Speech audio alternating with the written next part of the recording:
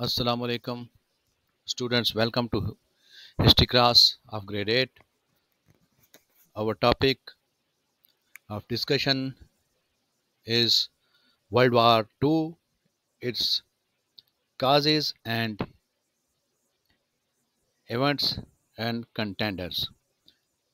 इसमें हम देखेंगे कि वर्ल्ड वार टू का बैकग्राउंड क्या था, कैसे स्टार्ट हुई, उसके काजेज़ क्या थे, वजूहात और उसमें मेन प्लेयर या कंटेंडर्स या कंटेस्टर या कंपटीटर कौन कौन से थे, जिनका आपस में मुकाबला हुआ, वो कुव्वतें कौन सी थीं, ये देखेंगे। जैसा कि आप जानते हैं, it is the third lecture from our unit number 3 named World Wars. In this lecture, we will cover the topics from page 42 to 44. आपके पास जो बुक है नेशनल बुक फाउंडेशन की text book, model text book of history, उसका page number 42 से लेकर 44 तक हम cover करेंगे। उसमें जो जो टॉपिक हैं वो कवर करेंगे। तो बाकायदा लेक्चर को स्टार्ट करने से पहले हम देखते हैं कि इस लेक्चर के आउटकम्स क्या होने वाले हैं। तो दोस्तों, लर्निंग आउटकम्स हैं explain the causes and contenders of world war two. इस लेक्चर को लेने के बाद आप इस काबिल हो जाएंगे कि आप एक्सप्लेन कर सकें वर्ल्ड वार टू के काजेज और कंटेंडर्स, कि उसमें वजूहात क्या थी और ये जंग किन किन ममालिक ने लड़ी थी, वो कंटेंडर्स हो जाएंगे। आप इसका बैकग्राउंड देखते हैं। जैसा कि हम जानते हैं, the league of Nations could not fulfil the mission of peace it had promised after the world war one. तो जो वर्ल्ड वार वन के बाद ऑब्जेक्टिव या जो वादा पे किया था इस लीग ऑफ नेशन ने, वो उसको पूरा नहीं कर सकी, जिसकी वजह से वो पीस को मेंटेन नहीं कर सकी दुनिया के, और the result of its failure emerged as a global conflict that is known as World War II. Students, World War II was devastated the world for 6 years between September 3, 1939 and September 2, 1945. Almost this war was continued for 6 years from 1939 to 1945,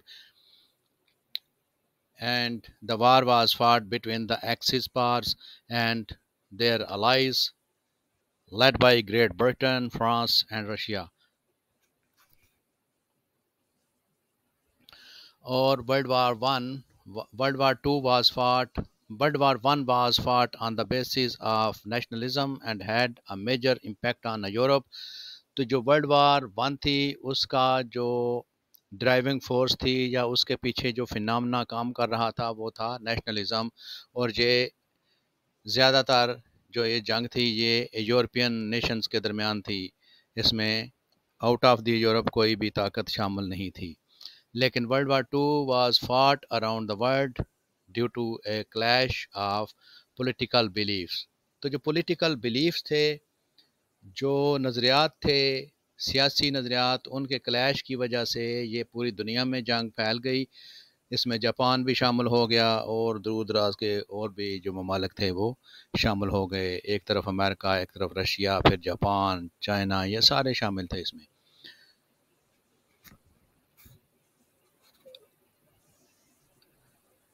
under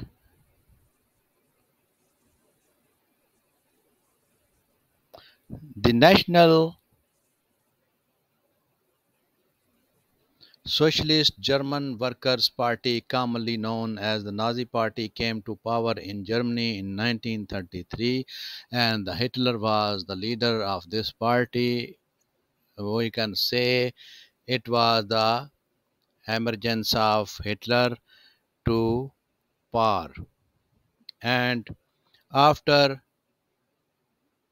this victory, Adolf Hitler promised German nation that he would restore the old glory of the country in all fields. तो जो national socialist German workers party थी, जो कि Nazi party के नाम से जानी जाती थी, उसका एक लीडर हिटलर, एडोल्फ हिटलर, जो बहुत ही अल्ट्रा नेशनलिस्ट था, उसने अपनी कौम से ये वादा किया था कि मैं जर्मन का जो प्रेस्टीज था, जो ग्लोरी थी, उसको हर फील्ड के अंदर मुल्क में वापस लेके आऊँगा। वो जो है जर्मनी एक प्रेस्टीज रखता था और बहुत ज़्यादा उसका इम्पैक्ट था दुनिया की पॉलिटिक्स पे, वो हम वापस लेके आएंगे। In continuation, under Hitler, Germany started arming itself against all treaties and even annexed some neighboring countries such as Austria and Czechoslovakia in 1938।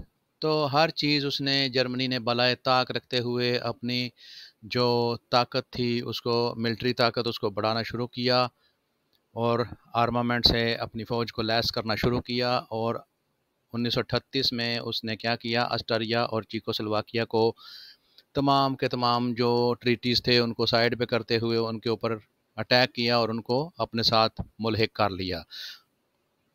तो इस एक्शन के बाद at first France used diplomacy against Germany to resolve issue without a war in 1936 to 38। ये 1936 से लेकर 1938 तक 2 साल पूरे जो फ्रांस था वो ये कोशिश करता रहा कि जर्मनी के साथ ये इशू टेबल पे रिजॉल्व किया जाए डिप्लोमेसी के थ्रू विदाउट अ वार, लेकिन उसकी ये कोशिशें नाकाम रहीं। और फिर क्या हुआ, violation of the treaty of Versailles by Germany. ये जो मेजर काज थे इसमें था violation of treaty of Versailles by Germany. इसमें पहला काज था कि वायलेशन जो थी ट्रीटी ऑफ वर्सेल, जर्मनी ने उसको वायलेट किया था। उसके बाद rise of Adolf Hitler as a leader of Germany. तो जर्मनी का लीडर वो बन के जब हिटलर ऊपर आया, ये इसका दूसरा काज था। Japanese invasion of China and Korea, China और कोरिया पे जापान की इन्वेजन जो उसने अटैक किया, वो तीसरी वजह। Militarism of Germany, Japan and Italy. अब जापान, जर्मनी और इटली ने अपने आप को मिलिट्री इक्विपमेंट जो है उसमें बढ़ाना शुरू किया। और उसके बाद इन्हीं 3 ममालिक का ultra nationalism in Germany, Italy and Japan. तो ये सारे जो थे अल्ट्रा नेशनलिस्ट कंट्रीज़ थे, इनके जो लीडर थे उस वक़्त मसोलिनी, और यूरोप के अंदर दूसरा ultra nationalist leader after the Adolf Hitler was the Mussolini of Italy. उसके बाद है जी soft attitude of Great Britain and France toward German. तो जर्मनी की जो इन्वेजन थी या जो एग्रेशन थी उसके ख़िलाफ़ जो एटीट्यूड था ग्रेट ब्रिटेन और फ्रांस का, वो थोड़ा सा नरम था। इस वजह से उसने नाजायज़ फ़ायदा उठाया। उसके बाद जापानीज़ सॉफ्ट एटीट्यूड हो गया। उसके बाद unstable governments due to the great depression और द ग्लोबल इकोनॉमिक क्राइसिस। तो जो गवर्नमेंट्स थी वो अनस्टेबल थी और डिप्रेशन थी और ग्लोबल इकोनॉमिक क्राइसिस थे। तो ग्लोबली जो इकोनॉमिकली कंट्रीज़ थे उनमें क्राइसिस चल रहे थे, जैसे आजकल पाकिस्तान में हैं और आजकल भी दुनिया में काफ़ी सारे इकोनॉमिकल क्राइसिस चल रहे हैं। इसी तरह उस वक़्त भी माहौल था, तो इसने भी ऐड ऑन किया और ये 7वीं वजह थी इसकी। अब देखते हैं कि what was the treaty of Versailles. Under the heading of do you know, the treaty of Versailles 1919 was one of the most important treaties ever signed in the world history.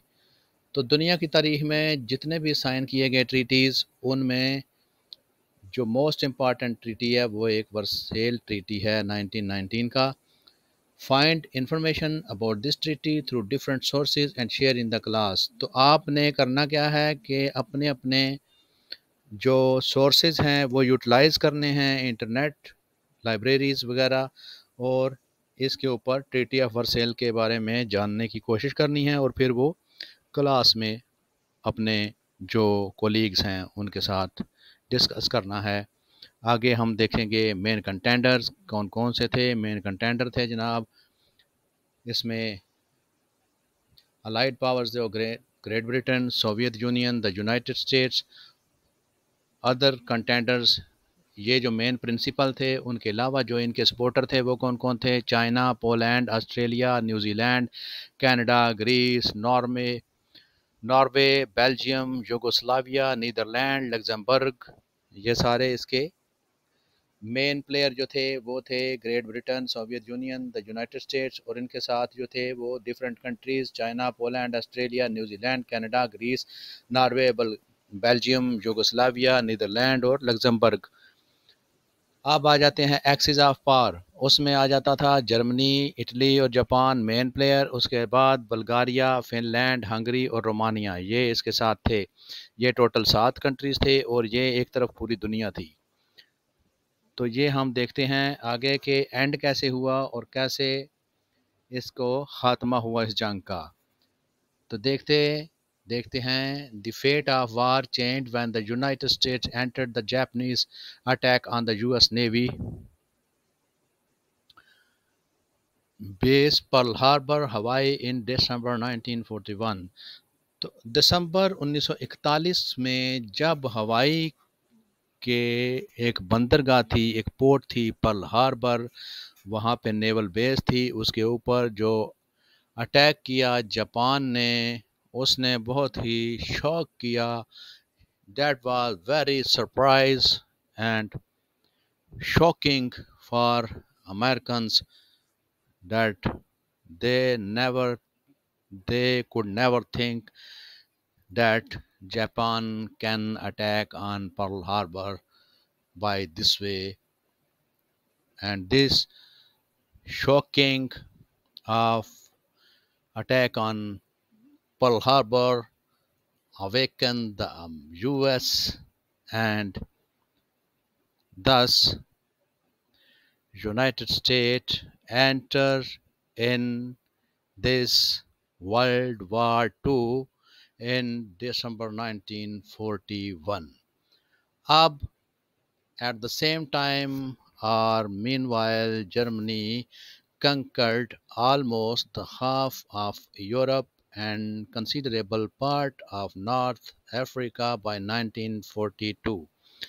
तो 1942 तक जो जर्मनी था उसने तकरीबन आधा Europe और north Africa का considerable जो एक इलाका है या हिस्सा है उसको फतह कर लिया था।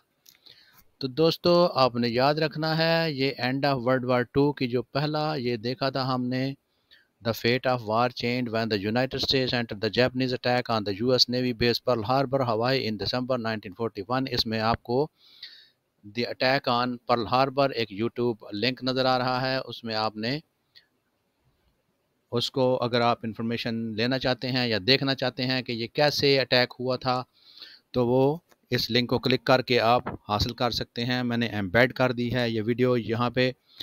इसके साथ ही दूसरी जो हमने देखा अभी, meanwhile Germany conquered almost the half of Europe and a considerable part of North Africa by 1942। तो इसमें भी एम्बेड कर दी है वीडियो कि जर्मनी ने कैसे कनकेस्ट किया इन इलाकों को, और इसके बाद जो इनकी डिफीट थी वो भी हमने कर दी है embed. However, Germany slowed down when they failed to capture Stalingrad, Russia during battles that lasted for years, and the Allied forces started to defeat the Axis powers at several fronts। तो Germany जो था वो Stalingrad जो Russia का था, उस battle के दौरान जो 1 साल तक जारी रही, उसमें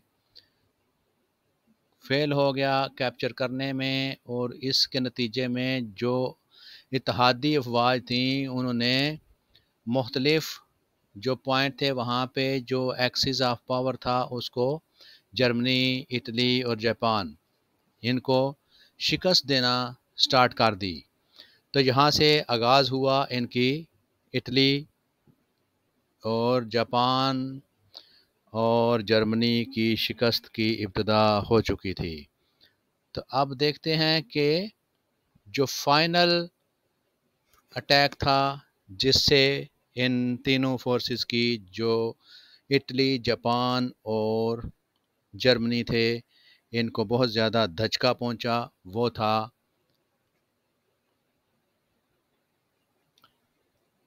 जून 6, 1944 को एक अटैक होता है northern France through beach landing in Normandy, France. तो ये एम्फीबियस शिप्स के ज़रिए वहाँ पे जो है इन्वेजन करते हैं नॉर्मंडी की बीच पे। वहाँ पे वो एम्फीबियस शिप जाते हैं, वहाँ से जो नेवल फोर्सेस हैं या मैरीन फोर्सेस वो लैंडिंग करती हैं और वहाँ से फिर वो अटैक करते हैं। और उसको कोड वर्ड नेम था ऑपरेशन ओवरलॉर्ड और डी डे इन नॉर्मंडी, इसका नाम था। तो इसी ऑपरेशन के ज़ेरे तहत उन्होंने नॉर्मंडी पे अटैक किया और in less than 1 year Germany surrendered on May 8, 1945. The war ended with the Allied victory on September 2, 1945 when Japan surrendered.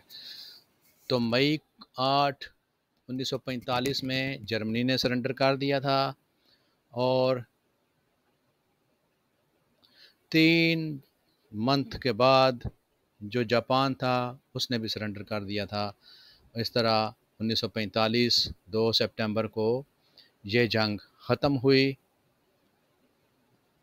और इसके खात्मे पे जो इसके इम्पैक्ट थे वो हम अगले जो हमारा लेक्चर होगा उसमें कवर करेंगे कि इसका नुकसान क्या हुआ। पहले ये देखेंगे कितना माली जानी नुकसान हुआ और कौन कौन सी चीज़ें तबाह बर्बाद हुई, ये हम अगले लेक्चर में देखेंगे और साथ में देखेंगे कि इसके पूरी दुनिया पे असरात क्या मुरतब हुए। तो अब चलते हैं अपने तीसरे क्वेश्चन की तरफ, जो एक्सरसाइज में आपका शॉर्ट क्वेश्चन नंबर 3 है। वो क्या है? वो क्वेश्चन है who was Hitler, what did he promise to his nation, कि हिटलर कौन था और उसने अपनी कौम के साथ क्या वादा किया था। In answering to this question, we can say Adolf Hitler was the leader of the National Socialist German Worker Party, commonly known as the Nazi Party. The Nazi Party came to power in Germany in 1933 under the leadership of Adolf Hitler, and he promised his nation that he would restore the old glory of the country in all fields.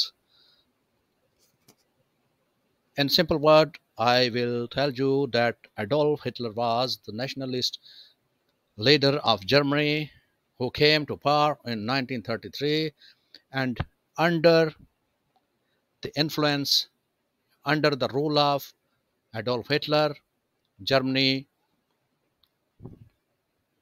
increased his armament and his standing army, and at the same time Adolf Hitler has promised to his nation that he would restore the old glory of the country in all fields.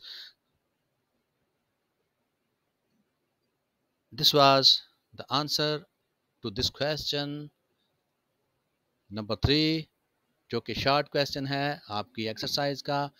उसका ये answer है, ये आप लिख लें अपने पास और इसके जो नोट्स आपने बनाने हों अपने हैंड रिटन नोट्स बना लें ताकि आपको काम आए। अब तक के लिए इतना ही। अगर आपने चैनल को सब्सक्राइब नहीं किया तो चैनल को सब्सक्राइब कर लें ताकि अगला लेक्चर की वीडियो जब अपलोड की जाए तो आपको टाइमली नोटिफिकेशन मिले और आप उसको देख सकें। अब तक के लिए इतना ही। Thank you for watching. Thank you for your patience. अल्लाह हाफिज़। See you in next lecture.